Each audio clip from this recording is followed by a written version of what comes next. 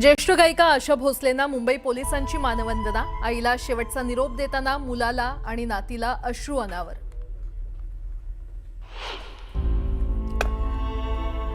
Master blaster Sachin तेंडुलकरनं घेतलं आशाताईंच्या पार्थिवाचं दर्शन। कुटुंबियांचं सांत्वन करताना सचिन आणि त्याची पत्नी अंजली तेंडुलकरला अश्रू अनावर। राजकीय नेत्यांकडून आशाताई भोसलेंना अभिवादन। अरविंद सावंत, सुप्रिया सुळे आणि प्रफुल्ल पटेलांकडून कुटुंबियांचं सांत्वन।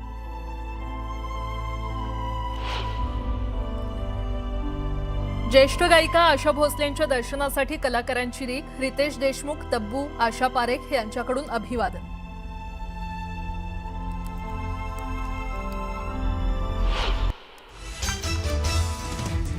भोंदूखऱ्याच्या मिरगावातील आलिशान फार्म हाऊसवर ईडीचं पथक दाखल। ईडीच्या पथकाकडून फार्म हाऊसची झाडाझडती। आर्थिक गैरव्यवहारासंदर्भात कसून चौकशी सुरू। भोंदूखऱ्याची पोलीस कोठडी आज संपणार। तिसऱ्या गुन्ह्यातील कोठडीनंतर आता चौथ्या गुन्ह्यात खराच्या कोठडीसाठी एसआयटी प्रयत्न करणार असल्याची माहिती।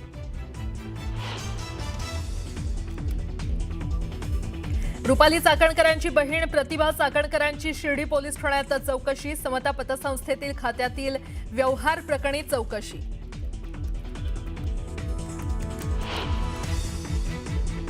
नाशिकच्या नामांकित कंपनीतील महिलांच्या शोषण प्रकरणी कंपनीतील 6 कर्मचारी निलंबित। अटकेतील आरोपींवर कडक कारवाई। तर शोषण आणि धर्मांतर प्रकरणी आतापर्यंत 9 गुन्हे दाखल।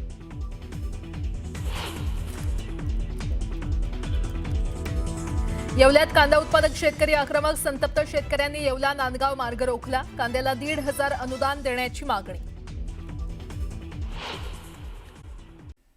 ब्रेकनंतर बातमी धाराशिवमधून। धाराशिव जिल्ह्यातील भूम तालुक्यातील साडेसांगवी गावामध्ये अतिवृष्टीत वाहून गेलेला पूल अजून सुद्धा दुरुस्त न झाल्यामुळे नागरिकांमध्ये संताप व्यक्त होतोय।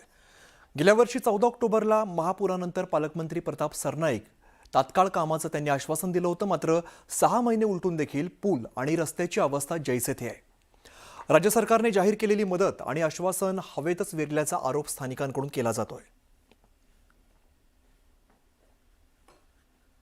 भूम तालुक्यात जे आहे ते अतिवृष्टी सप्टेंबर ऑक्टोबर महिन्यात झाली होती आणि अतिवृष्टीनं होत्याचं नव्हतं झालं होतं। आपण ज्या साडेसांगवी या गावात आहोत त्या गावातील हा पूल आहे, हा पूल पूर्णतः वाहून गेला होता। मात्र आज अतिवृष्टी होऊन जवळपास 6-6.5 महिन्याचा कालावधी लोटलाय। या ठिकाणी जिल्हाधिकारी असतील, पालकमंत्री असतील, विशेषतः यांनी देखील याला भेट दिली होती। हा गावाला जोडणारा रस्ता आहे। आपल्याला माहिती आहे की हा जर इथं पुढे दिसलं पूल तर पुलाचा सगळा भाग जो आहे तो वाहून गेलेला आहे।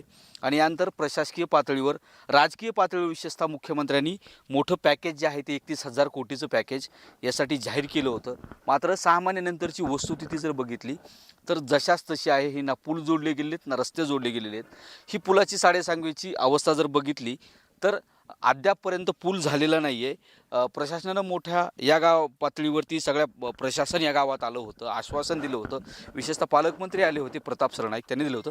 मला सांगा सरपंच, किती दिवस झालं हे सगळं घडलं होतं? आता 6 ते 7 महिन्यापूर्वी ऑक्टोबर नोव्हेंबरमध्ये जी पूरस्थिती निर्माण झाली होती त्याच्यामध्ये आमच्या गावाचं अतोनात नुकसान झालेलं होतं। सगळ्या गावाला पाण्यानं वेढलं होतं। आणि जी आमचा मुख्य रस्त्यावरचा पूल आणि वारे वडगाव रस्ता आणि ह्याचं उद्घाटन देखील पालकमंत्र्यांनी केलं होतं। पण एका पुलाचा निधी मागणीचा प्रश्न आमचा मंत्रालयात गेलेला आहे। पण ह्या पाठीमागच्या संगमावरचा जी पूल आहे ह्याचा कुठलाही विषय झालेला नाही। आणि वारे वडगाव रस्ता ह्याचं काही आश्वासन झालंय पण ह्याची पूर्तता प्रशासन घेऊ म्हणलेत आता साहेब। 6 ते 7 महिने। किती दिवस झालं, काय सगळी परिस्थिती? 6 महिने झालं प्रशासन येऊन ह्याचं उद्घाटन करून गेले। प्रताप सरनाईक साहेब सुद्धा आलते, एकनाथ शिंदे साहेब आलते, तानाजी सावंत आलते, नुसतं आश्वासन दिलंय। आज 7 महिने झालं तरी अजून काहीच ह्याचं दखल घेतलेलं नाही शासनाने। दखल घेतलेली नाही। कुठून जातो आता, कसा सध्या वाहतुकीचा मार्ग आहे? सध्या इथं पडलं होतं, तिथं नंतर ट्रॅक्टर भरून टाकले, तात्पुरतं केलंय, तो त्याच्यावरून जात होता। मग काय मागणी आता? मागणी काय तुझी? पूल पूल हो। मग काय प्रशासनाला बोललं काय वाटतं? बोललो की वारे वडगाव रस्ता आहे का व्यवस्थित?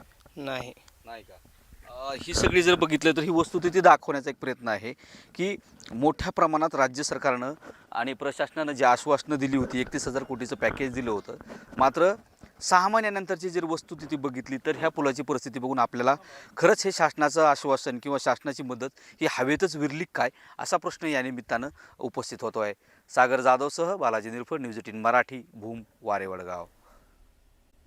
एक छोटी महत्त्वाची बातमी. रुपाली चाकणकरांची बहीण प्रतिभा चाकणकर शिर्डी पोलीस ठाण्यामध्ये हजर झालेल्या आहेत. अशोक खरात नॉमिनी असणाऱ्या 132 खात्यांच्या प्रकरणात प्रतिभा चाकणकरांची चौकशी केली जाणार आहे. समता पतसंस्थेत प्रतिभा चाकणकर आणि कुटुंबियांच्या नावे 4 खाती आहेत. प्रतिभा चाकणकर यांच्या नावे 2 तर मुलांच्या नावे 2 खाती आहेत. या खात्यामधून 2,40,00,000 रुपयांचा व्यवहार झाल्याची माहिती आहे. शिर्डी पोलिसांकडून चाकणकरांचा जबाब नोंदवण्याचं काम सुरू आहे. आता प्रतिभा चाकणकर काय जबाब देणार याकडे सगळ्यांचं लक्ष आहे.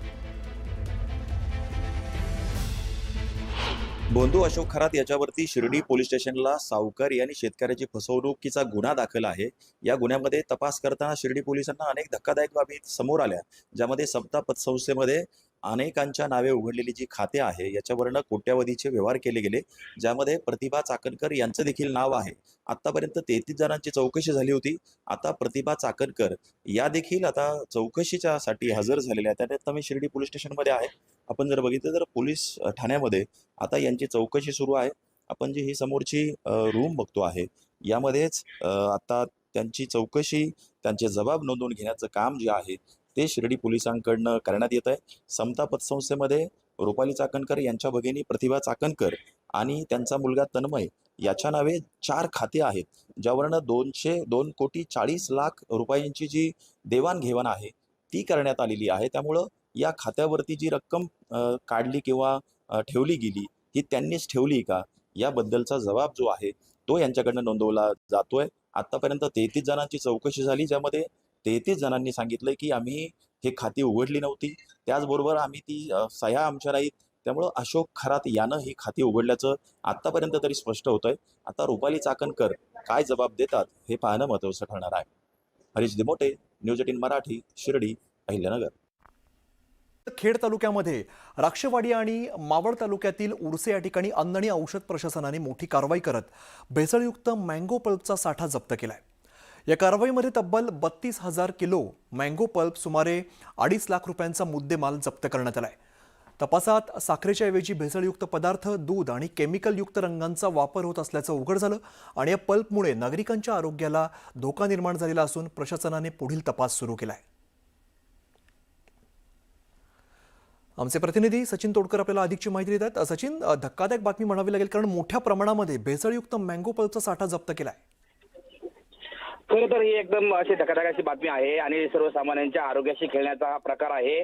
खरं पाहिलं तर अनेक ठिकाणी ग्रामीण भागामध्ये असेल किंवा शहरी भागामध्ये सुद्धा असे मँगो पल्प निर्मितीचे कारखाने सुरू आहेत आणि या कारखान्यावरती जे अन्न आणि औषध प्रशासन आहे याचा कोणताही वचक असलेला पाहायला मिळत नाहीये. कोणत्याही नियमित तपासण्या होत नाहीयेत. त्यामुळे या व्यावसायिकांचं फावलेलं आपल्याला पाहायला मिळतंय.